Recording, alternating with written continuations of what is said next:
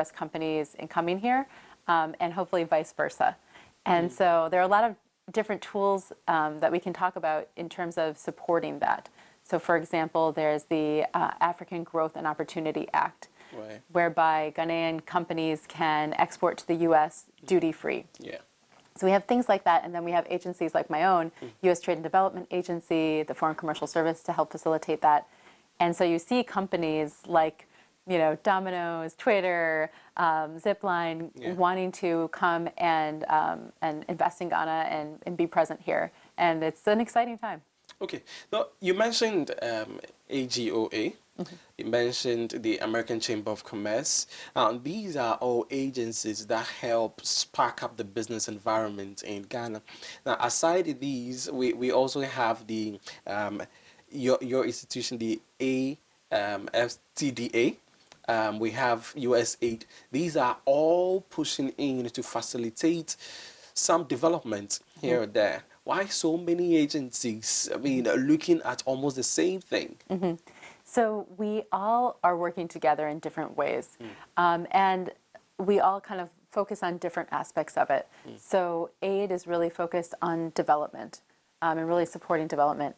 U.S. Trade and Development Agency, we're focused on facilitating development through trade. Okay. And so that's kind of a key differentiator, is that we're really supporting that sustainable development through trade and increasing U.S. exports overseas and bringing to bear the U.S. kind of capabilities overseas. And, you know, there's a lot of us because the U.S. government is big. You know, we have a big government, we have a big economy, and so we've created a lot of different institutions to help kind of build these different aspects. And U.S. Trade and Development Agency is really unique because, you know, we were started, you know, a few decades ago, and really in response to the fact that for good infrastructure projects, you need strong project preparation. And so there's a lot of analysis that needs to go into, and preparation and economic and financial analysis, environmental and social analysis when you're doing big infrastructure projects. And U.S.A. and others were finding that, especially with projects overseas, that wasn't happening. And a lot of times that was because it's costly. Okay. You know, it might cost, you know, I'll give you an example. Right now, U.S. Trade and Development Agency is supporting a new maintenance, repair, and overhaul facility, MRO, here in Ghana. We're supporting the feasibility study for this maintenance, repair, and overhaul facility at Kotoka International Airport. And so this is a really exciting opportunity for the aviation sector in Ghana. MROs are, you know, basically an important hub for any aviation sector. When you have any kind of repair on a plane, you need to go to an MRO, or doing regular maintenance, you need to go to an MRO. Right now, there's no MROs in West Africa. And so, you know, on the continent of Africa, there's only a few, actually, you know, South Africa, Kenya, Ethiopia, Egypt. And so there's no MRO in West Africa. And so this is a real need for the aviation sector that can unlock more trade, that can bring people to Ghana, that can bring companies to Ghana and airlines to Ghana. And so we want to help support that infrastructure development.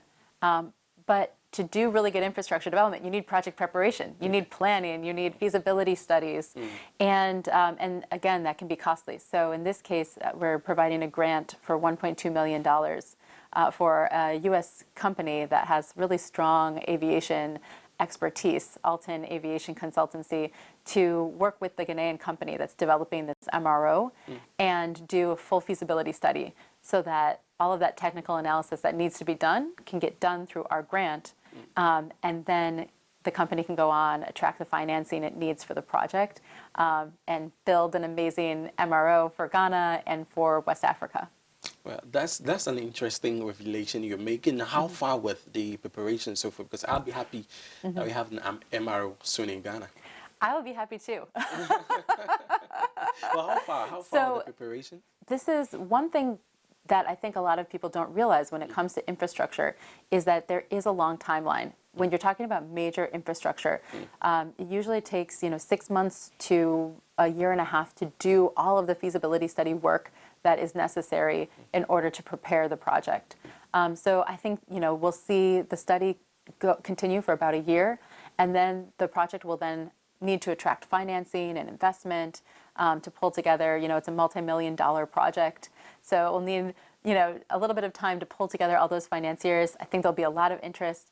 But then I could see, in about, 2 years' time, you'd see the construction taking place, and hopefully operation soon after that. All right. So infrastructure takes a while, but it's key to economic development. Well, so maybe I can start saving so that I buy my private jet soon, because I can now service it in Ghana. Well, what is the advantage, the overall advantage of all of these trade activities and infrastructural development to facilitate trade and the business amongst it? What is the advantage for both countries? Because you see, U.S. is a big economy, we know. It's obvious that why focus on an area like Ghana that is a growing economy? There are so many reasons why trade makes sense and is mutually beneficial for the U.S. and for Ghana. And the one that I think is most tangible to people is jobs. Okay. Jobs are at the heart of economic development, and as they're really key to both of our economies, and that's what trade facilitates. And so when you have trade, when you have a U.S. company investing, like Burt's Bees, investing in using shea butter from Ghana, that means jobs for women in rural communities that are collecting shea and producing it, and so that means real jobs in Ghana, and then it also means real jobs in the U.S. Right. And so you've got Burt's Bees operating in the U.S. and supporting workers there and different operations. And so it's jobs on both sides. And that's one thing I love about trade, is that it's really about mutual benefit. And it's really about making sure that you're supporting job development, here in Ghana and in the U.S. And you see that in other ways too. It's about jobs. And then I would say it's also about knowledge and technology, and really helping transform the world in better ways through that. And I think a great example of this is the U.S. company Zipline, for example. Yes. They use drones that are manufactured in the U.S. and using U.S. technology to use those drones to reach rural communities in Ghana and provide life-saving medical supplies and vaccines to rural communities. And so you're using technology sharing and new innovative methodologies and ways to really solve difficult challenges. So I think, jobs and really sharing of technology, innovation, that's really what trade is about, and why it's so exciting and mutually beneficial. Well, so I'm happy you mentioned a company like Zipline as a typical example of the FDIs, or trade development in Ghana, from the United States. Now, a current one that bothers myself. I'm a youth, and most of the youth, we are engaged on social media. So the establishment of the Twitter West African headquarters here in Ghana. What technological advantage would this bring to a country like Ghana? Because when you look at our technology or technological assimilation, it is quite on the low. And our use of a social media app like Twitter, for instance, is quite on the low. Is there any specific advantage that you think that Ghanaians could take of this establishment? I think that the main thing that it shows is that Ghana is really considered a leader in the region, and that with Ghana hosting, for example, the Secretariat for the African Continental Free Trade Agreement, Twitter cited that as one of the reasons why they considered Ghana as the regional hub for their operations. And so I think you can really see it as how much Ghana is moving forward in terms of telecommunications and ICT. And I think that you're only going to see more of that. And so it's really exciting that Twitter, wants to be here, wants this to be their headquarters for their establishment here in West Africa. And I think that you're going to see more of that. At U.S. Trade and Development Agency, we actually have a program called Access Africa. And it's all about telecommunications and helping support the development of telecommunications and access to, fintech and things like that throughout Africa. And we have decided to focus on Access Africa because it's such a key, important part of development going forward in this day and age. And as a youth, as you said, this is our new world. Yeah. We need telecommunications and things like that to connect us, to help our economies grow. And so I think, Twitter coming here is another great example of how that is building. Well, so I would link all of this. I mean, the establishment of the African Continental Free Trade Area or Agreement, making that feasibility, making it feasible for other countries or other businesses to want to come in, seeing Ghana as their hub, wouldn't mean that in relation to what you had told me that, business development involves infrastructural development and all that, and it also deserves some feasibility studies amongst other things. How easy or otherwise, I mean, is this process for businesses to be facilitated or trade to be facilitated in Ghana? So I think that there are a lot of great things about Ghana in terms of its environment for business. Yeah. And as I mentioned before, I think that those shared values of transparency, democracy, rule of law, contract sanctity, those are all going to be key things continuing to go forward, Right. to continue to create that environment where U.S. companies and other companies want to come to Ghana, invest in Ghana, partner with Ghanaian companies. And I think that the African Continental Free Trade Area can really help facilitate that, because it's not just about establishing those values for Ghana, but it's for the continent. Right. And really laying the foundation for real open trade, transparent trade that will facilitate economic development. And so it's an exciting time, and I think that the African Continental Free Trade Area will really help both within kind of facilitating trade within Africa and in the region and beyond, but also will be important for attracting more trade and investment internationally. Well, so we have a number of American businesses in Ghana. How are they doing? Well, I think they're doing well. I think they wouldn't be here if they weren't doing well. Okay. And so, Domino's Pizza, for example, opened up 2 new franchises in Accra recently. You have Zipline here. You have some, major companies like Cargill and other agricultural companies. You have a number of other companies that focus on beauty products like Burt's Bees and others because of the shea production here. And so I think that you have a lot of interest from U.S. companies. As I mentioned, there's over 100 U.S. companies active here. There's apparel production. And so I think that, in a lot of ways, the sky is the limit in terms of, thinking through the possibilities for U.S. trade with Ghana.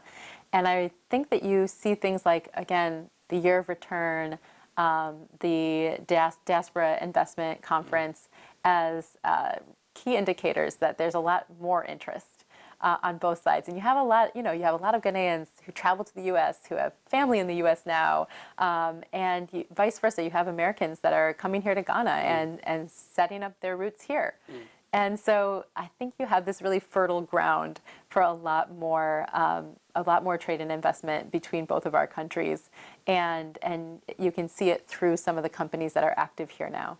Right. So there is an array of focus for the USTDA. How well would you say Ghanaians are taking advantage of all of these to ensure that the targets or the aims and objectives of the USTDA is indeed yielding results? Yeah. So one of the reasons I was excited to join you here today is to tell people about U.S. Trade and Development Agency. Very well. We aren't an agency that a lot of people know about, and when people are developing infrastructure projects, there's a lot of things to consider, and the feasibility study is a key component, but it's one component, and it's an important starting point and foundation. But a lot of people don't realize that we are a resource. We're a potential resource for them. So I just met again this last week with GIPC, for example, to talk with them about projects that USTDA might support in the infrastructure development space. And so I think that we're certainly something that I hope as a result of this conversation and other conversations, more people will take advantage of this tool because it's a really key part of infrastructure development. And so we have done a lot of great projects in Ghana. As I mentioned, we have this new aviation maintenance, repair, and overhaul project that builds off of really years of USTDA support for the aviation sector in Ghana and helping Ghana develop a world-class aviation sector. We supported feasibility studies in the past for the expansion of the terminals and the air traffic control management and things like that. So there are sectors like aviation, like energy. We've supported a lot of feasibility studies around both solar mini grids, but also grid-tied energy and solar projects and things like that. And then we have done some support in the transportation sector as well. So I would say that we have a strong history here, but it's one that I certainly want to grow.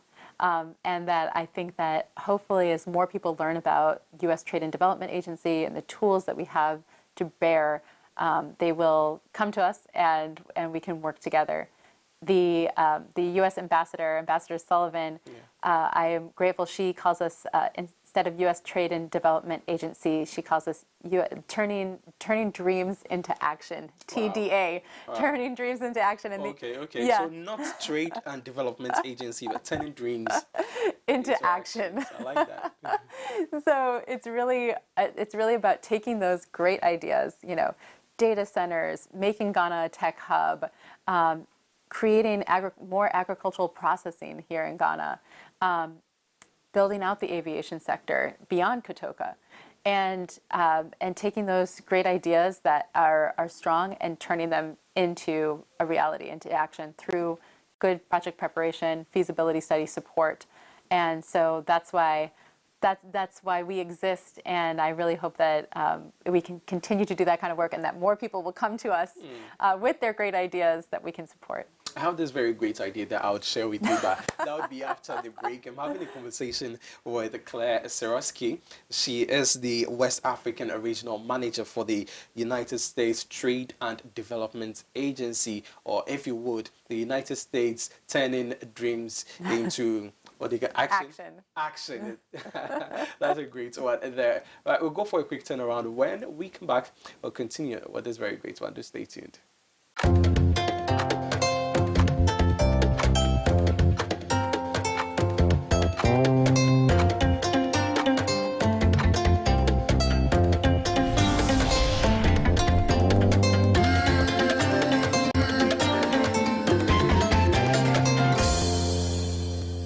Well, thank you for staying with us. My name is Reginald Addy. I'm here with Madam Clare Sierawski. She is the West Africa Regional Manager for the USTDA, the United States Trade and Development Agency. I've been speaking about the USTDA and some business prospects that we share as two countries as far as our bilateral relationship is concerned. Well, thank you for staying with us and welcome back from the break, Ms. Clare. So, well, amongst those areas of the USTDA is agriculture, which I'm very much peculiar about, because here in Ghana, agriculture, we say, is the backbone of our survival. But unfortunately, it seems that they focus on attention on agriculture is not that much. And again, let me use myself and my generation. The youth doesn't so much want to go into agriculture because they say that export opportunities are not there amongst them. Maybe they don't know that USTDA provides some opportunities there. If you want to tell us. Absolutely. I think agriculture is one area where U.S. Trade and Development Agency, we want to do more work in Ghana and in the region. And I think that there's so much opportunity because, as you said, agriculture is the backbone of the Ghanaian economy and development. And so, there's cocoa production, there's shea production, and then there's maize and groundnut and all these other things as well. And I think that part of the challenge to date is that there hasn't been that much value-added production. and processing of agricultural products such that they're both, preventing waste of agricultural products and making sure that what farmers work so hard to produce doesn't get wasted. And so through cold storage and things like that, and through processing and value-added processing, so that Ghana can then capture some of that value. And there are two things I would highlight. One is that USAID has a program that we've been working closely with called the West Africa Trade and Investment Hub. And it's really focused on agriculture and trying to support value-added processing, things like that, to increase trade within the region and externally in terms of making sure that agriculture is, farmers are being supported and agricultural companies are getting the support they need for that kind of growth. And then as USTDA, we're always looking for new opportunities to support agriculture. And one that I would highlight recently that where we are going to be supporting is with a Ghanaian company called FreezeLink. And they're a cold storage company. And so a lot of times in the agricultural sector, again, the things that farmers produce get wasted because there isn't cold storage. And so things rot in the field, grow mold, things like that, that then prevent them from, either being consumed domestically or being of high enough quality to be able to export. And so cold storage is a really important part of the agricultural sector and building it out here and continuing to grow the agricultural sector. So I'd say things like cold storage, processing, agro-processing, things like that are really key. And we're keen to support that. So we're supporting this cold storage project with FreezeLink, and we're absolutely interested in doing more of that work. And so I think as Ghanaian companies form and build and think about how to positively impact the agricultural sector, I think that there is a lot of opportunity, and there are tools like U.S. Trade and Development Agency, like the West Africa Trade and Investment Hub, where we're eager to help that growth. Well, still on agriculture. I mean, most of farmers, individuals. Let me categorize them as private businesses that are operating in the agricultural sector. Now, how do these private entities, partner with private entities, let's say private businesses in the United States, to take advantage of the bilateral relationship, share of knowledge, transfer of technology, amongst other things? How do they do that? Well, there's a number of different ways, but the main one I would mention is really working with the Foreign Agricultural Service here. So we have at the U.S. Embassy a strong presence of the U.S. Foreign Agricultural Service. We have several representatives that work at the embassy, and their whole job is to make sure that we're creating those connections and helping Ghanaian companies and U.S. companies create those agricultural ties between our two countries, and for mutual benefit. And so we have experts at the Foreign Agricultural Service within the embassy that those companies can engage. And while as USTDA, we want to support the infrastructure development, a lot of the additional technical support comes from the Foreign Agricultural Service. And so on the FreezeLink cold storage project, for example, we worked really closely with the Foreign Agricultural Service. And on a number of projects in the region that we're exploring, we are working closely with them.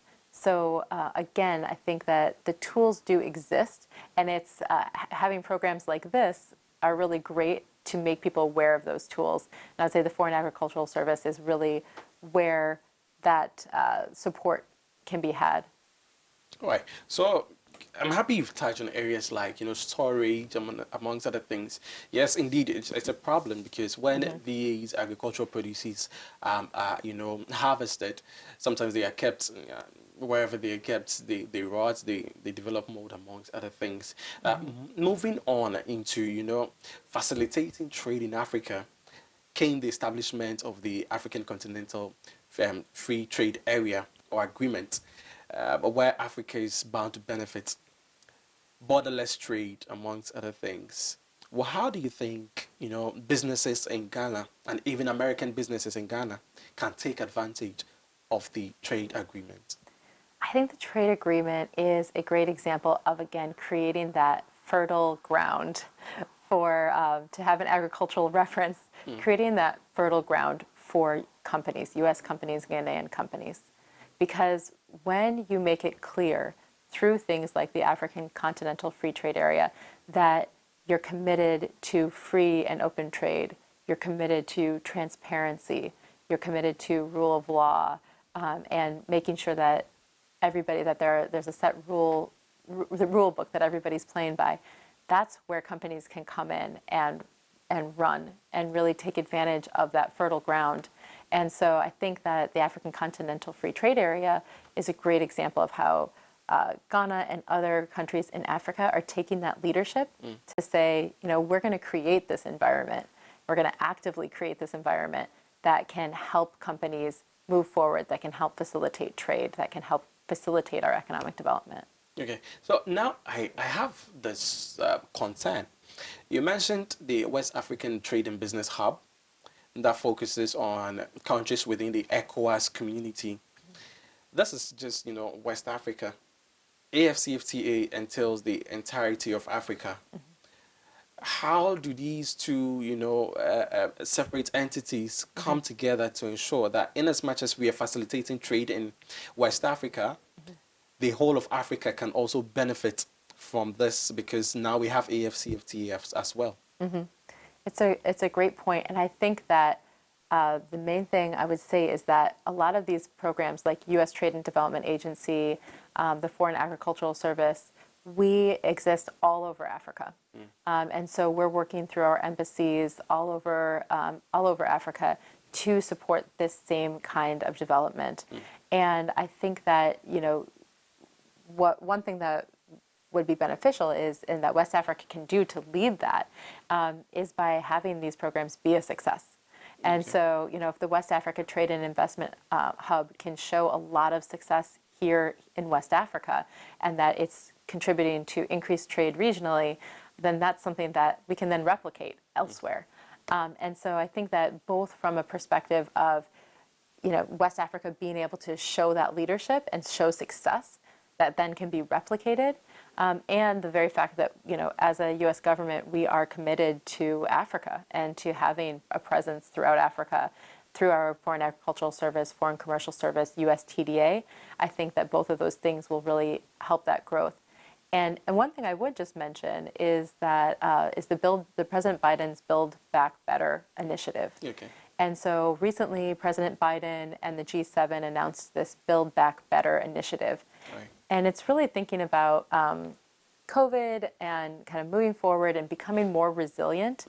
And part of that is wanting to make a real commitment to Africa and to working with Africa on building back better and creating, you know, more infrastructure development, more resilient societies.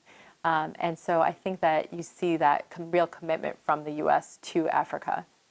Well, now let me come on an area that is also much concern.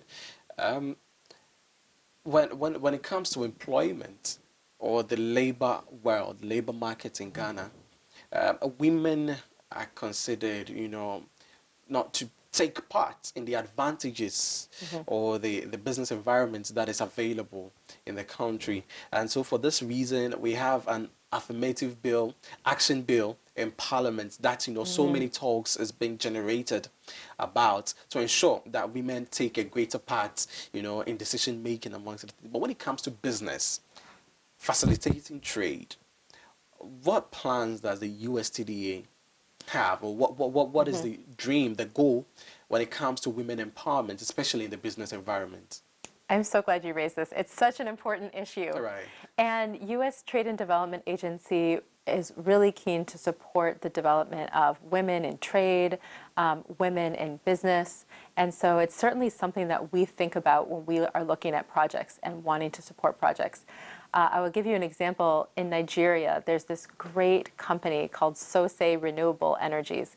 And it was founded by this amazing woman, Habiba Ali. And her focus is bringing rural communities in Nigeria energy and bringing energy access to rural communities to support women empowerment, businesses that women can run, and overall economic benefit and agricultural benefit by bringing energy to rural areas. And so we are supporting U.S.A with a grant for a major feasibility study for over 100 sites of solar mini grids, and working to help her bring clean energy access to rural communities that then can help women and empower women going forward.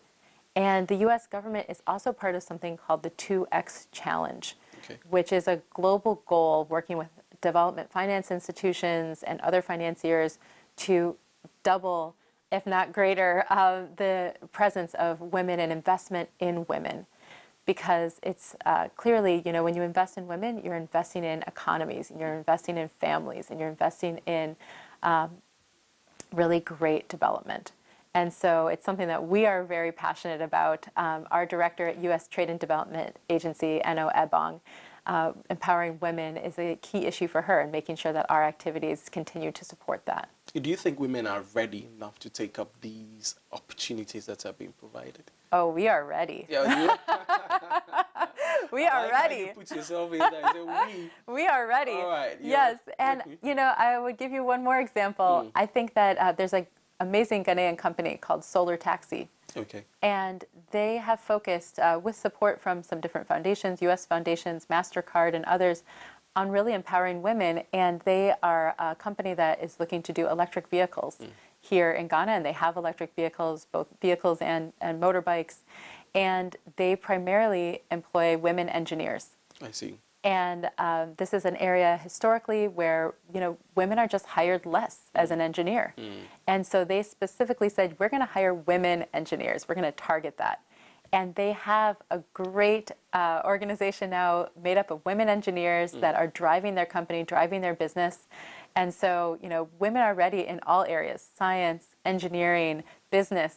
And it's really important to continue to create those opportunities for women. Well, I like it when you put yourself in there. How passionately you speak about women.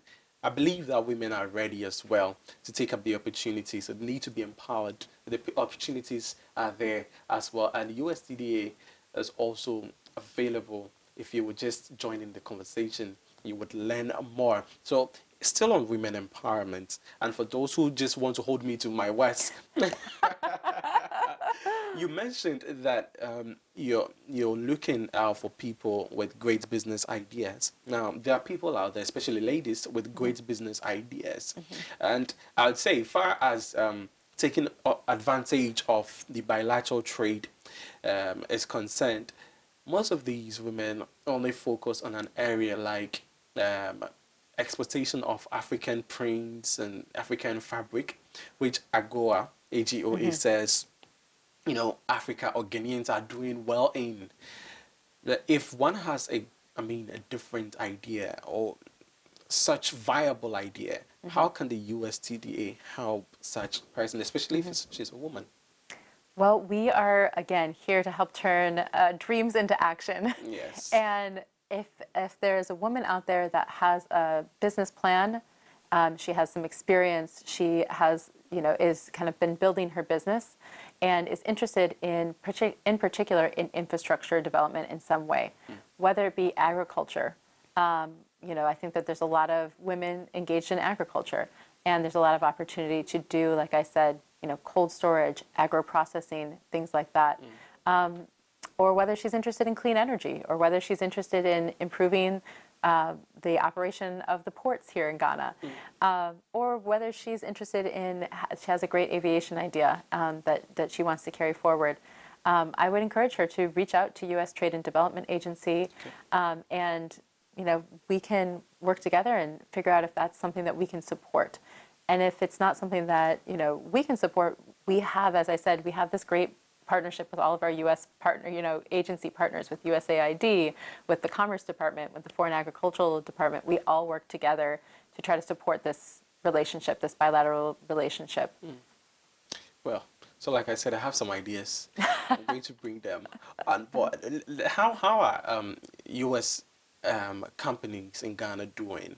I mean, I'm talking about in the wake of COVID-19, or probably before you answer that, what is the current state of bilateral trade between Ghana in the United States? I'm asking this because of COVID-19.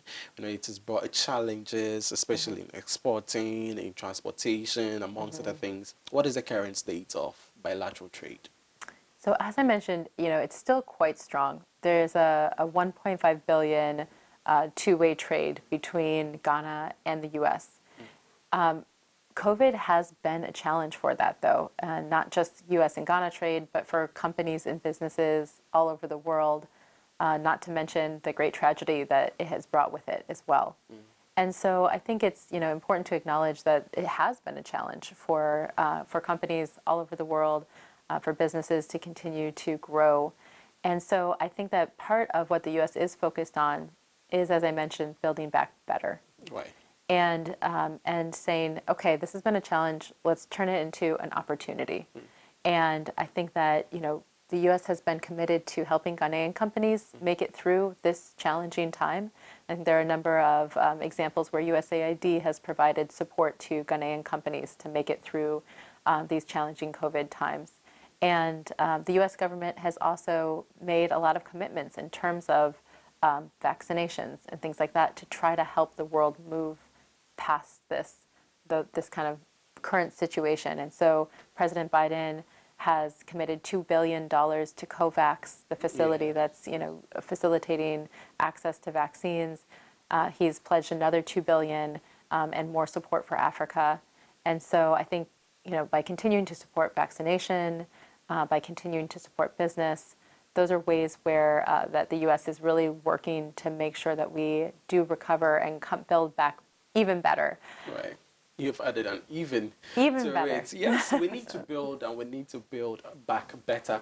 That is why we're bringing you conversations on the bilateral trade relationship between the Ghana and the United States, as far as our relationship is concerned. And I've been doing this so far with Ms. Clare Sierawski. She is the West Africa Regional Manager for the U.S. Trade and Development Agency. And my name is Reginald Addy. I am a host here on AM Ghana at Adoatv. We'll go for a quick break. We'll be right back.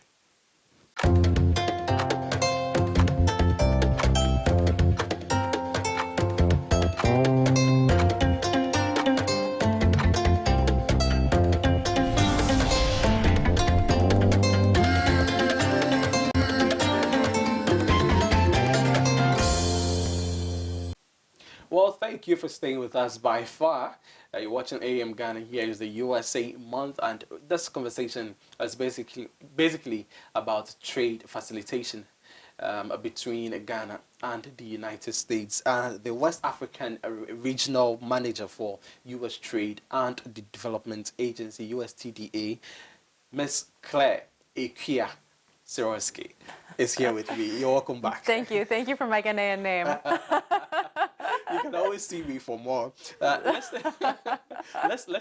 speak about. You say you focus on the importance of project preparation. Now, in trade, almost every activity in trade is considered a project, or every focus in trade is considered a project. Now, how important or how feasible is it for businesses, U.S. businesses, Guinean businesses, to focus on project development? Well, it's really key to have that focus and to have that vision for what kind of economic development and what kind of trade you want to facilitate. And so for U.S. Trade and Development Agency, we've really focused on infrastructure as the key to unlocking economic development. And so for us, it's looking at projects in the energy sector, in the transportation sector, rail, ports, things that can help facilitate more trade. And then, like I said, agricultural sector, health sector, telecommunications. So those kind of core areas of infrastructure are really the areas where we're focused on, because we believe that they unlock real economic development and greater trade between our two countries. And I think that those are also areas where the U.S. has a lot of technology, a lot of expertise, and other kind of things that they can bring to bear here in Ghana, and that vice versa. Ghana has a lot of experience and a lot of opportunities in those areas as well.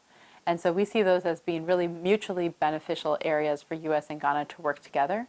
And I would love for, more companies to come forward and say, we want to make, build this tech hub. We want to build and put Ghana even more on the map for telecommunications and things like that. We want to help our ports move more efficiently. We want to continue to build our aviation sector into a world-class aviation sector. And so at USTDA, we stand ready to support those kind of efforts and that project preparation stage so we can help those really important projects move from good concept to a place where they are actually becoming projects.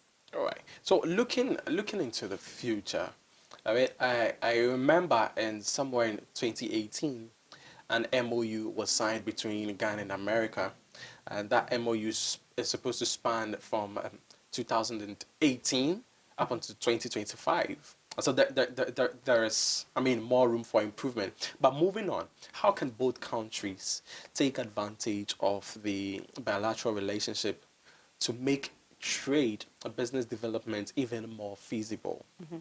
So I really think it's about building relationships. Okay. And it's about establishing partnerships between U.S. companies and Ghanaian companies. And there are a lot of tools to facilitate that. So U.S. Trade and Development Agency, we are a tool to help support companies in doing that. There's also the American Chamber of Commerce. There's the African Growth and Opportunities Act that has a resource center associated with it. There are tools at USTDA or USAID and the Foreign Commercial Service. So it's really about, U.S. companies expressing that interest, Ghanaian companies expressing that interest, creating partnerships, and then taking advantage of these tools that exist. Also with GIPC, it really is a great time for companies to be thinking big and be thinking about where they can take their companies and their countries to the next level. And we are really there and ready to support that. Well, now how do we talking about projects development, how do we ensure that we can easily facilitate foreign direct investment between the two countries as well?